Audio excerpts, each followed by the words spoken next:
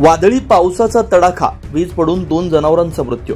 पेठ तालुक्यात पावसाचा कहर, शेतकऱ्याचं मोठं आर्थिक नुकसान. नाशिक जिल्ह्यात पावसाचा कहर सुरूच, शेतकऱ्यांवर आसमानी संकट.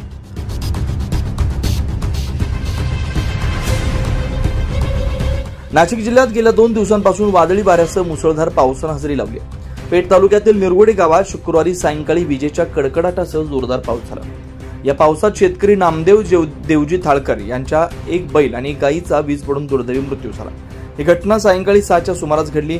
त्यावेळी थाळकर दाम्पत्य आपल्या शेतातील घराजवळ होतं. इतर जनावरे थोड्या अंतरावर असल्यामुळे बचावली, पण या अपघातामुळे थाळकर कुटुंबियांवर संकट कोसळले.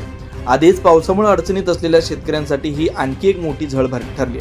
स्थानिक प्रशासनानं तातडीने पंचनामा करून नुकसानग्रस्त शेतकऱ्याला भरपाई द्यावी अशी मागणी ग्रामस्थांकडून करण्यात येते. 9 न्यूज महाराष्ट्रासाठी नितीन महाले.